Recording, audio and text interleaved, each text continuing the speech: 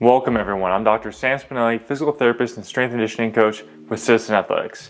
Today we're going to go through push-up variations that you can implement whether you're a beginner or an advanced trainee.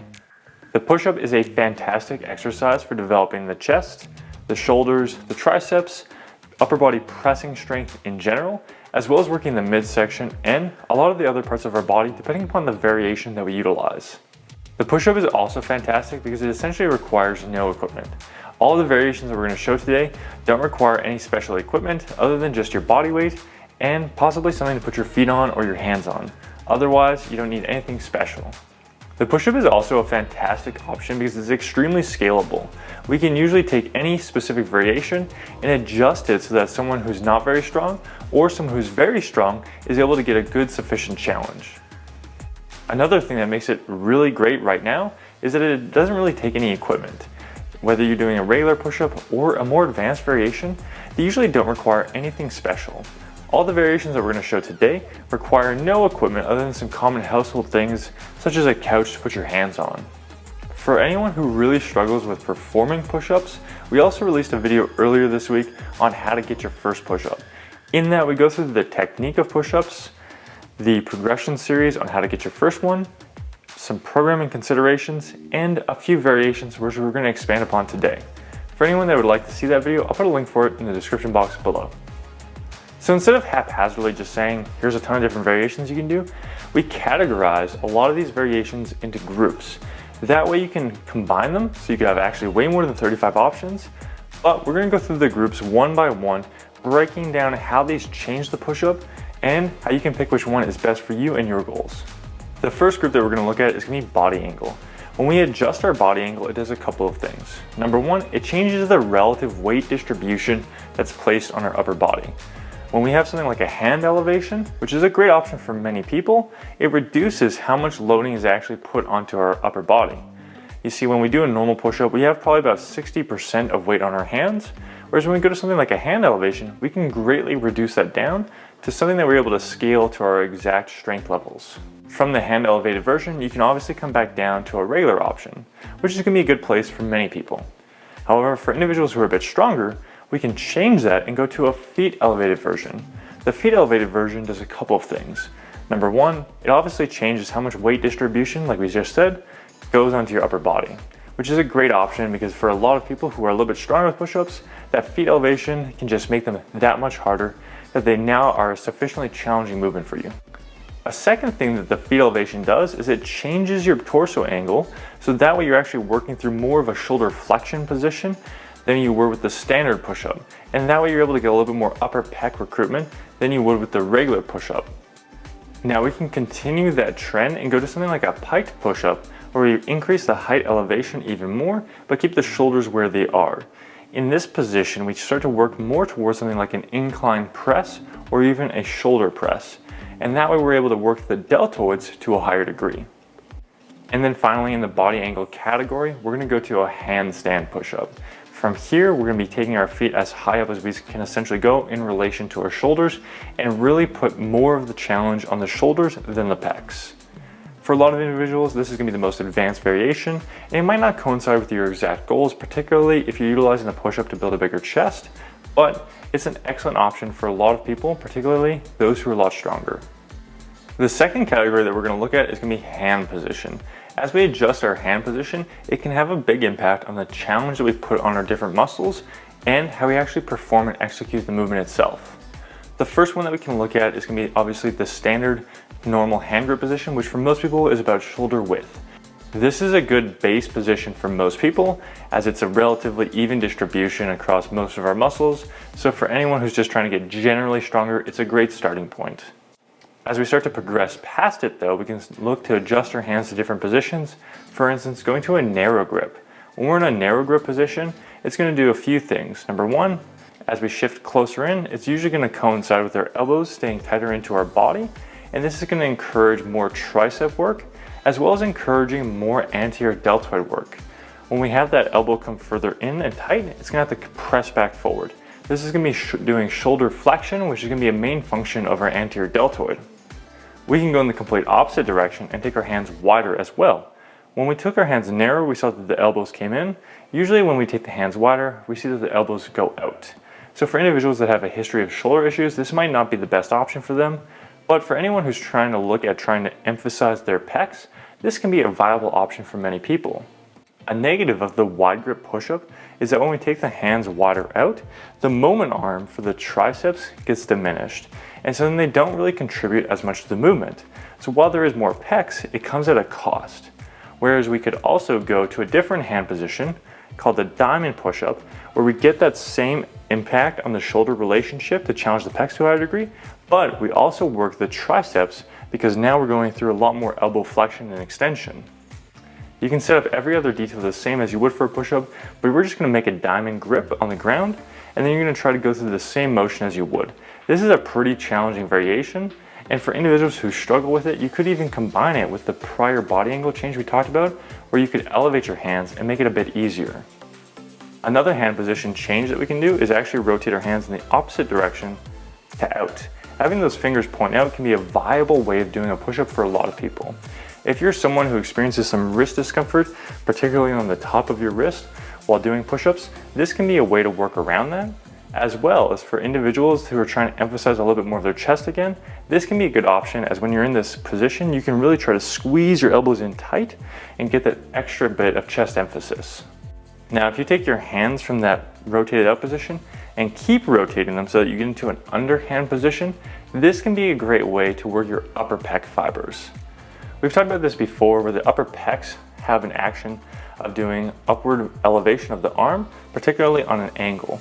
And when we do this underhand push-up position, we really emphasize that action. You want to set up the same as you would for every other detail of the push-up, but now we're just going to turn those palms all the way under and then work on trying to drive, and you can think to squeeze your elbows together as well as pushing up. That way you're combining the actions of the upper pec fibers. Now, those are the major ones for the hand position category. We're going to transition and get into the speed category. Here we're going to be looking at taking any variation that we want and then just primarily manipulating the speed at which we do the movement. The first one is going to be an isometric. Here we go all the way to the extreme and don't move. The goal is to be able to maintain your position in space and resist motion. As you pick a variation that you're good at, this can really highlight the challenge in these different positions. You can essentially pause and do an isometric hold at any position during a push-up. This could be at the top, this could be as you lower down midway, at the bottom, or on the way back up.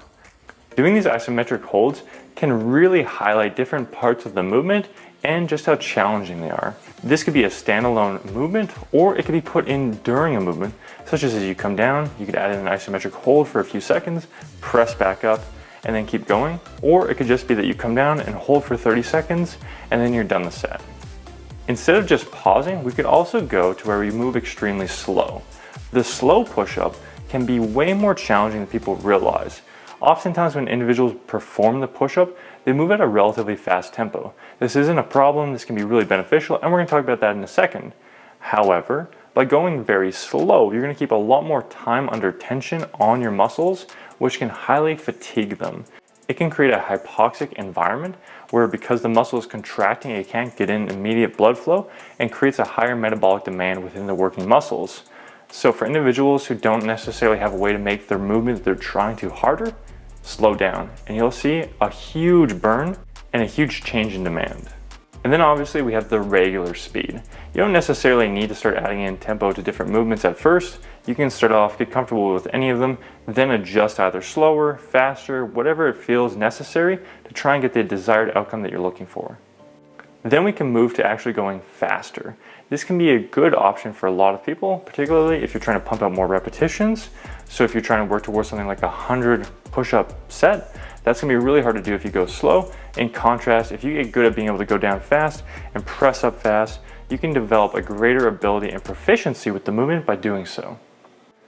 And then we can extend that even further and go to an explosive push-up. This could be done as a clapping push-up, a chest touch push-up, a behind the back clapping push-up, and all the other different versions of it. But the intended purpose is that you're trying to explode off the ground and be as powerful as possible. Usually you'll come down with a relatively fast pace and then explode out of the bottom, trying to get your hands to leave the ground. This is a great way to really highlight maximum motor unit recruitment because you're going to be driving as hard as you can and encouraging all of your muscle motor units to contribute to that. Leaving the speed category, we can now go into the relative loading option. This is going to be a good one for a lot of people who find that the normal 2-arm push-up isn't that challenging. While the standard even 2-arm distribution push-up is a great option as a base, it does have some limitations, and that's where these other more challenging relative loading movements come in. For instance, we could take this standard 2-arm push-up and just stagger our hands slightly, and it can really increase the demand on each arm in a different way. For instance, that bottom arm is going to be more similar to a narrow grip push-up, where it's going to go through a greater degree of shoulder extension and then having to push back into shoulder flexion. So it'll be similar to that narrow grip position where we get a little bit more anterior deltoid action. Whereas the top arm is actually going to be a little bit more of a tricep movement and being more like a tricep extension because of the position of it being higher in relation to the head, and usually the elbow staying a bit more in line. You could also keep the hands even from that standpoint, but then elevate one of the hands, and that way you have an offset elevation. Having this offset elevation is going to encourage you to start to load up one arm to a greater degree. When you have that one arm elevated, you're going to be working through that, usually keeping it a little bit tighter to the body and pressing through as you finish the movement. In contrast, the other arm is a little bit more there for balance and assistance, not necessarily the primary working arm. This also encourages how much range of motion you go through. Because that hand is elevated, as you go all the way down, you usually get into a bit of a deficit, which can be a great option for encouraging a greater stretch of the pecs and being able to drive through more range of motion with the shoulder. Instead of elevating one hand, you also take your arms wider out and go to an archer style push-up where you go off to one side and using that arm for an assistance like with the prior, but now we're staying flat on the ground and really emphasizing one arm at a time. You can come down, let the arm get tucked in tight, press back up as you finish the movement, and then go off to the other arm or repeat one arm at a time. For individuals who are a lot stronger, you can take that even one step further and go to a one-arm push-up. This is about as challenging as you can get without combining more push-up variations into one. The one-arm push-up is a great demonstration of single arm strength, trunk control, and overall upper body pressing strength. These relative loading options might look like only ones that can be for individuals who are stronger, but if you combine them with something like a hand elevation, they can become much more reasonable for individuals who might not be quite working towards a one-arm push-up, but are just doing regular push-ups and trying to get stronger at them. Moving away from the relative loading category, we can get into the range of motion category. This is where we can see that the push-up is so scalable depending upon your strength levels. We have the regular standard push-up, which is usually going to be something where we go from an arm extended position to about chest to floor or very close to the floor. Most people are going to be comfortable working through that range, and it can be a great option for generally working the pecs, triceps, and anterior deltoids. For some people though, they might not be prepared to do that and not strong enough. And that's where the partial range push-up comes in well. We can use a stack of books, a pillow, something that we can place underneath our chest that we're able to come down, touch, and then press back up with. Over time, you can try to use a smaller object, and that way you work your way to closer to the ground and go through progressively more range. In contrast, for individuals who are stronger and looking to increase how much of a range that they work through, we can go to something like the deficit push-up. Here we put our hands on something to elevate them, and that allows us to work through a greater range as we come through greater degrees of shoulder extension. This can help to work the pecs to a greater degree as we go through greater range with them, as well as the anterior deltoid. For a lot of people, they're going to be looking to utilize the push-up to develop their chest and their shoulders, so this can be a great option for doing that. Now, the remaining push-ups that we're going to talk about don't fall into a nice, neat category like the prior ones, but they're still ones that we're huge fans of. The first one being the plank to push up. Here we set up a normal standard plank, and then we take one arm, put it on the ground, and then the other arm and press up. Then we come back down, reversing the action, going through, usually alternating side to side, which arm we push up first with, and that way you're able to work your arms and chest while also integrating a higher demand on your trunk. Another push-up that has a high demand on stability is the shoulder tap push-up. Here we go through a regular push-up, then as we come back up, we lift one arm, come over and touch our other shoulder. As you do this, you have to resist rotation at the trunk as well as the shoulder, which is a great option to work on challenging a greater degree of midline stability and shoulder stability. Transitioning to almost the reverse of that, where instead of resisting rotation, we're going to purposefully rotate. This is going to be the rotating push-up. Here we come down towards the ground, and as you get close, you're going to rotate your chest, keeping your hips relatively in position to increase how much we stretch one of your pecs at a time, essentially going to a pseudo deficit on one side, but then pressing back up. This does a few good actions that we don't normally get with a standard push-up, because as we come down to that bottom position, you're able to press up and across, coming back to that neutral position. This is actually one of the primary functions of your pec, because as you come from this down position, if you were able to work your pecs in something like a dumbbell bench press, you take your arms from out wide and bring them nice and close. We're able to get a very similar action with that rotating push-up. For some people, the rotating push-up might be too challenging, and that's where a twisting push-up comes in really well, because it has a similar action and similar focus, but it's done at the top instead of the bottom. Here we go through the bottom portion of the push-up like we normally would, but then as you come up, you twist your trunk and squeeze one pec at a time to a higher degree. That way you go through that same similar action we talked about, but now at the top position where it's a little bit easier to do so. This is a good way that you can really work on a mind-muscle connection, trying to squeeze each pec one at a time. Another great variation is the yoga push-up. Here we go through a standard push-up coming down, but then as you go up, you drive your chest towards your feet and get into a downward dog style position. This is going to be working on going through greater degrees of shoulder flexion, which does work your upper chest, your shoulders to a degree, but because we're changing that incline and we're really pushing past the standard moment arm position, we're actually going to be changing how much of a demand it is, and it really goes to more of an upper back exercise at that top position. Then you can come back down, get into that starting position, go through another rep, and then drive back up. We can build off the yoga push-up and go to a dive bomber push-up.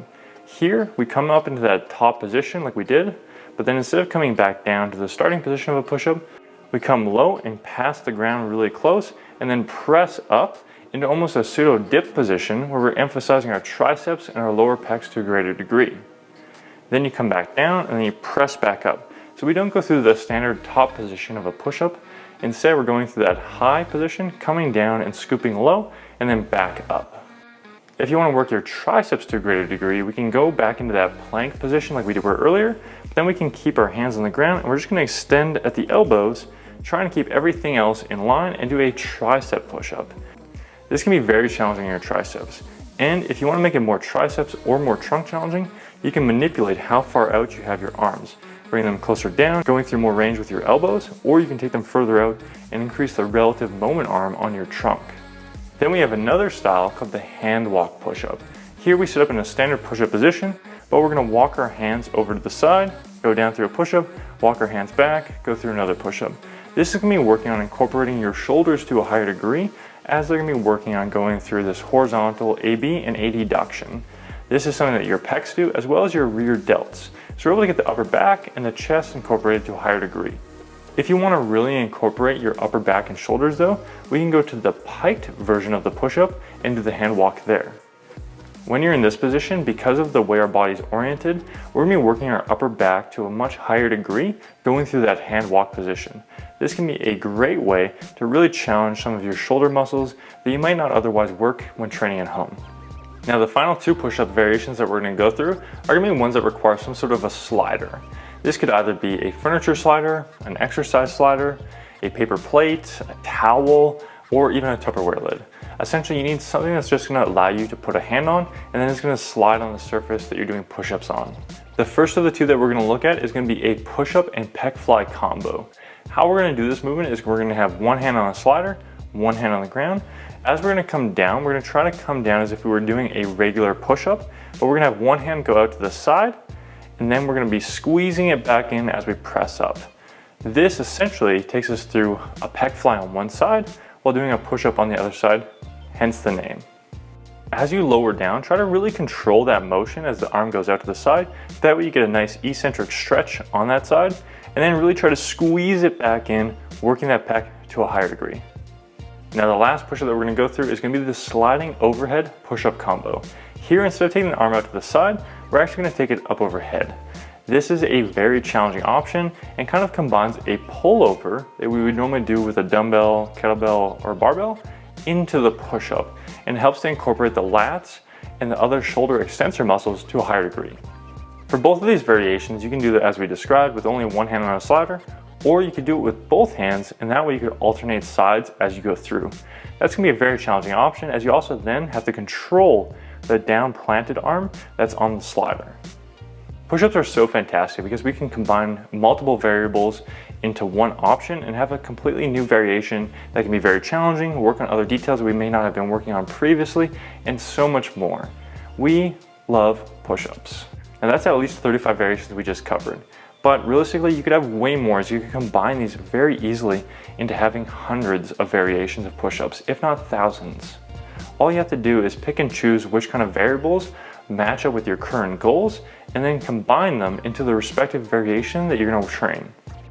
Over time, you can work through tons more variations and keep going and have lots of options. If you're looking for a little bit of guidance on picking variations and where to implement them, check the link in the description box below for our training programs. We love push-ups, we regularly incorporate them into our training plans, so I'll leave a link for you guys in the description box below. If you could hit that like button down below, it helps us out a lot. And hit the subscribe button if you want to see more videos like this in the future. See you in the next video.